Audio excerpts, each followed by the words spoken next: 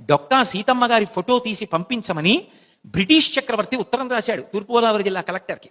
దేనికి అంటే, నాకు పట్టాభిషేకం జరిగేటప్పుడు పక్కన సోఫా వేసి ఆవిడ్ని ఫోటో పెట్టి ఆవిడ సముద్రం దాటి రారు కనుక ఆవిడికి నమస్కారం చేసి అప్పుడు నేను పట్టాభిషేకం చేసుకుంటానని రాశాడు. రాస్తే తూర్పుగోదావరి జిల్లా కలెక్టర్ గారు ఫోటోగ్రాఫర్ని తీసుకెళ్లి ఆవిడ ఫోటో తీస్తానని అడిగారు.